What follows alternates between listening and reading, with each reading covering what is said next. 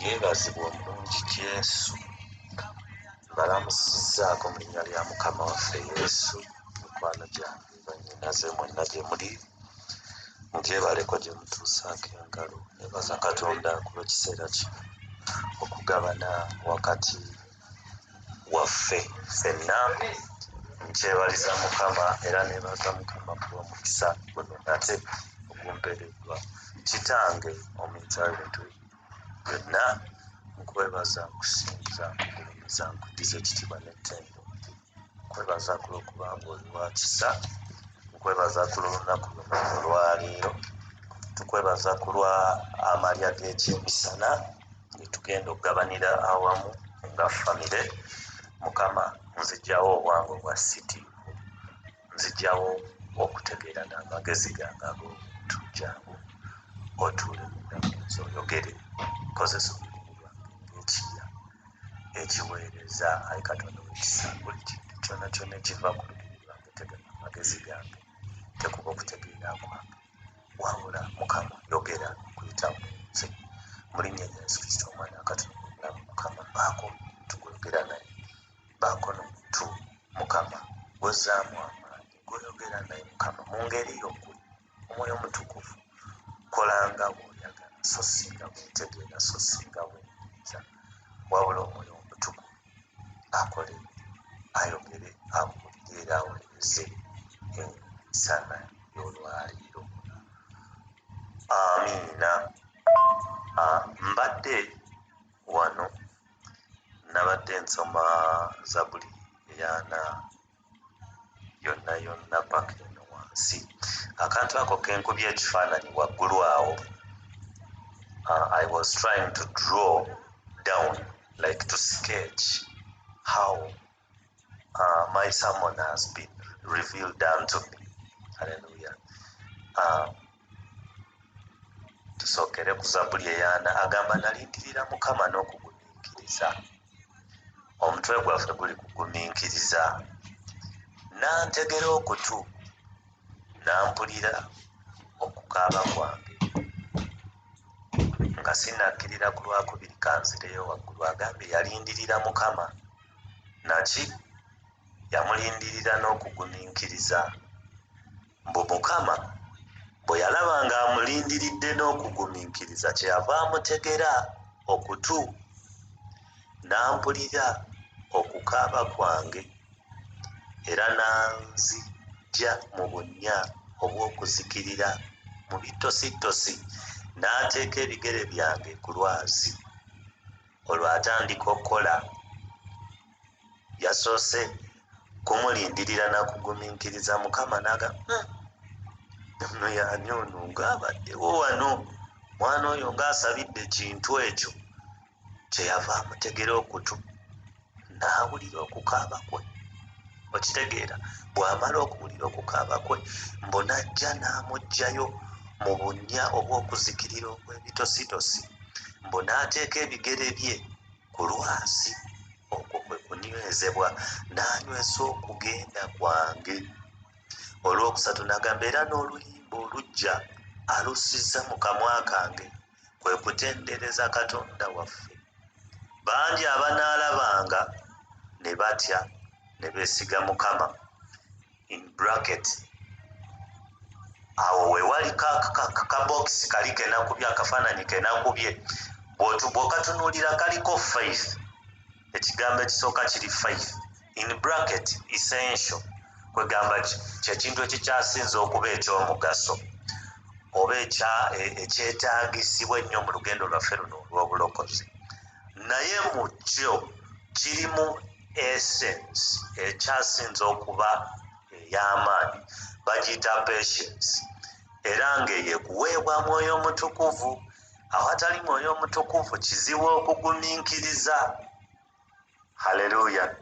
Bw'omala okugumiikiriza, nga Dawudi bwe yabadde ayogera nti yalindirira n'okugumiikiriza, patience will strengthen you.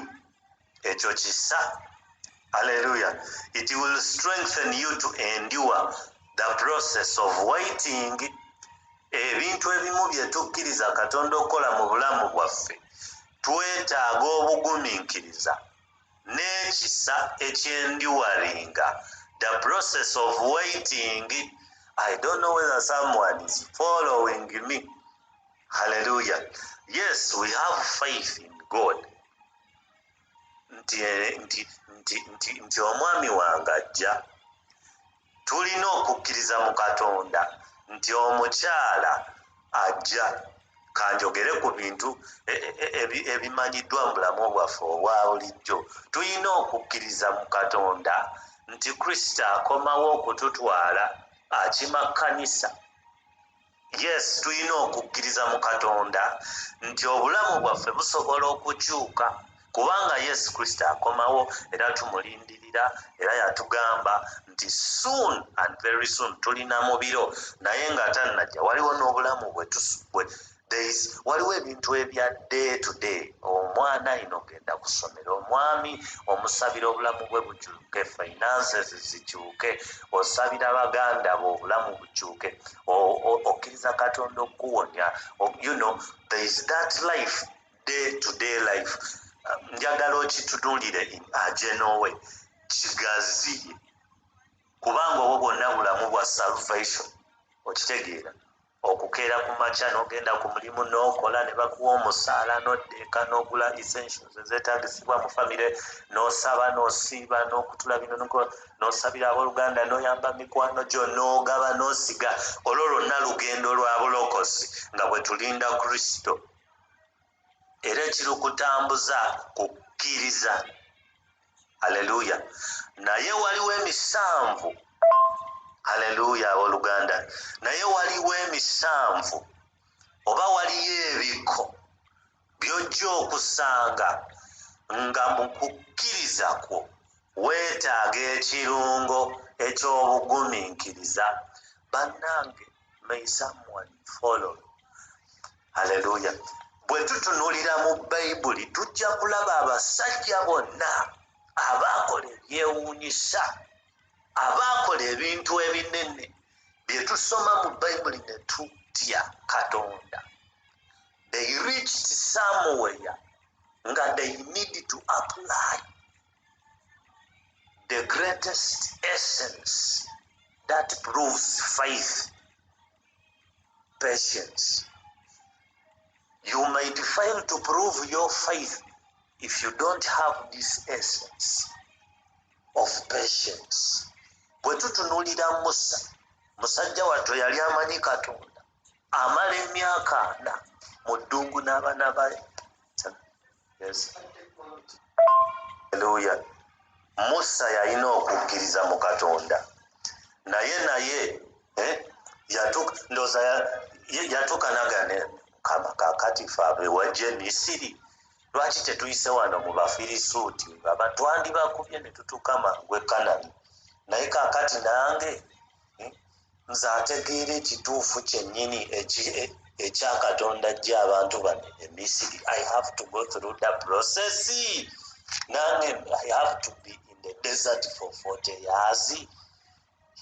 Katonda wange okitegeera. Bonna abasajja ab'amaanyi abaakola ebinene mu Bayibuli bw'ogenda obatunuulira, they had to apply patience somewhere, somehow. Hallelujah. In order to reaching the promise or living to the fullness of their purpose in the journey of their calling.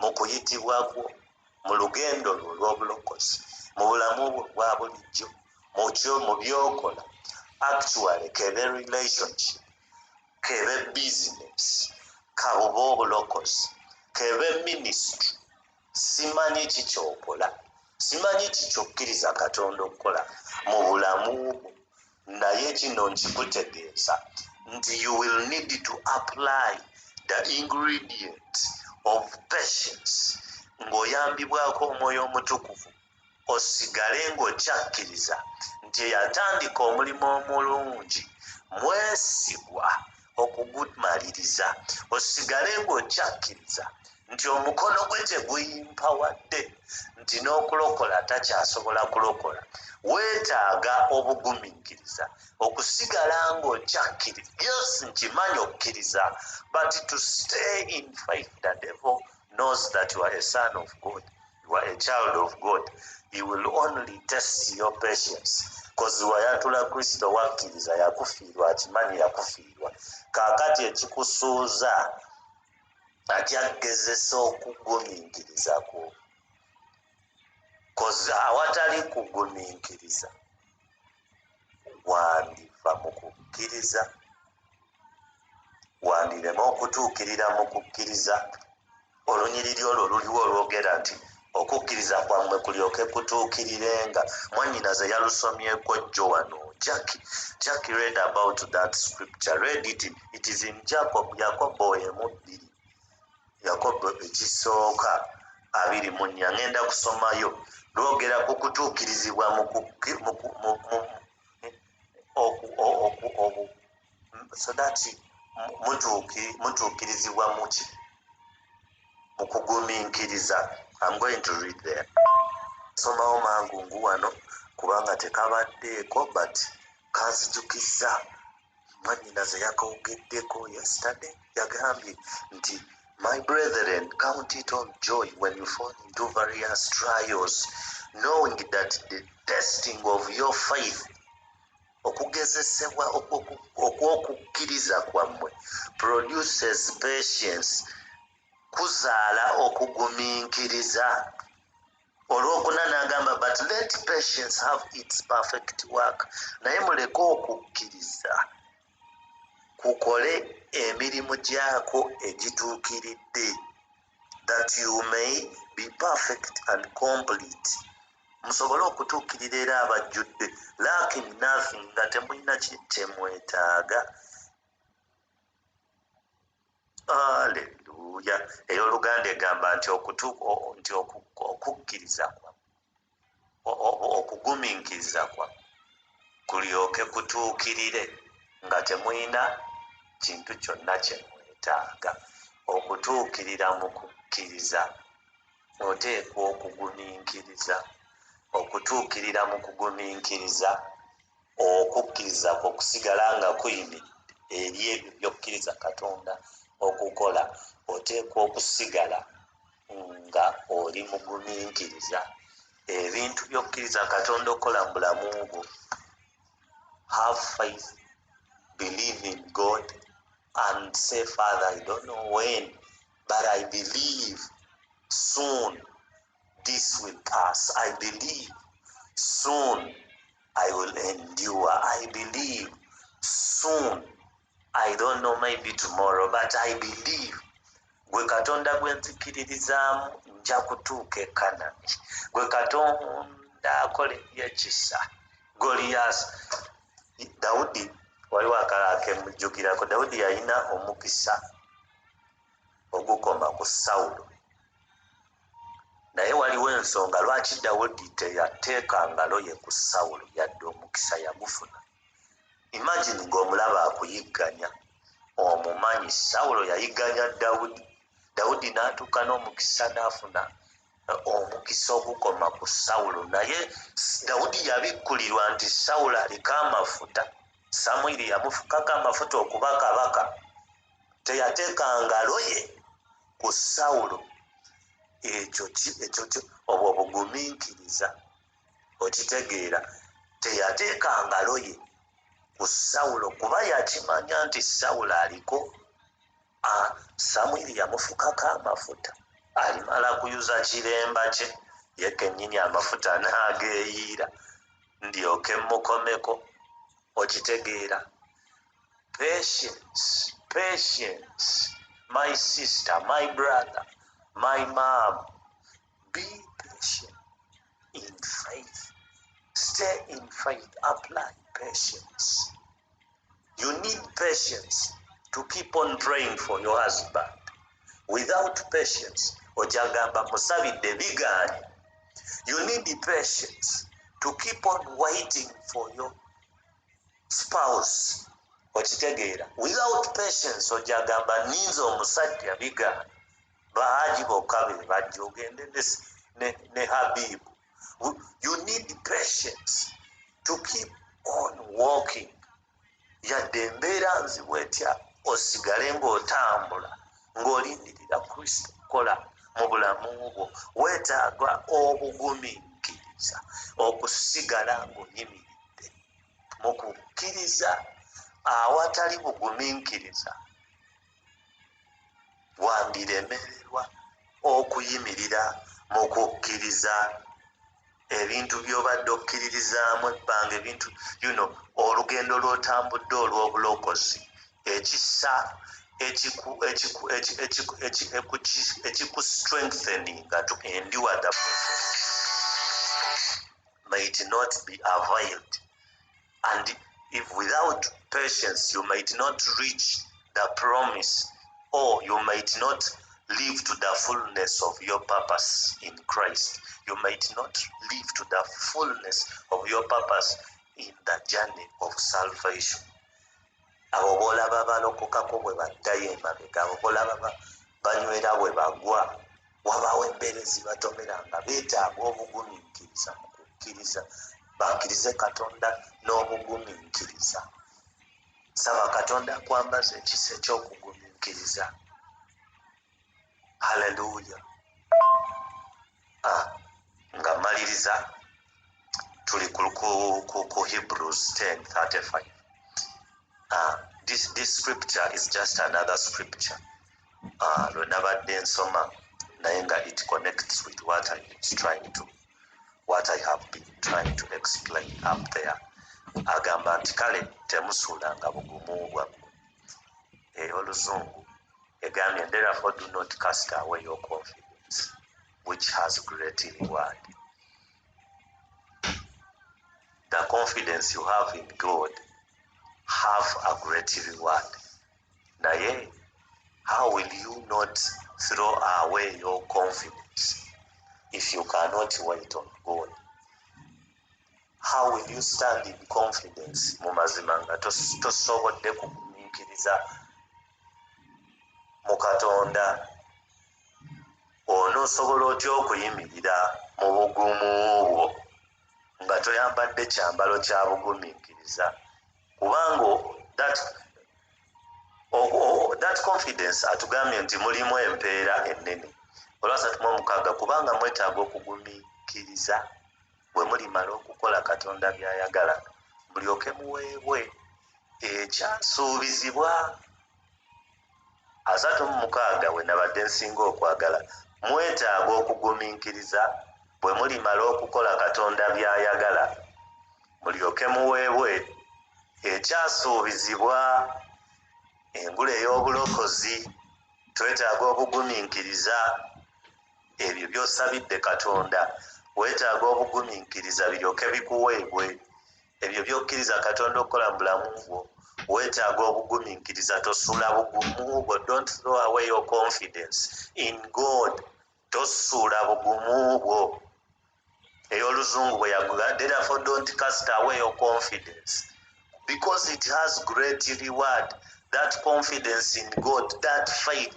Without patience, my dear, you might no longer be confident nti Katonda ajja kukola, Katonda ajja kukutuusa gy'olaga, obiveeko dde emabega.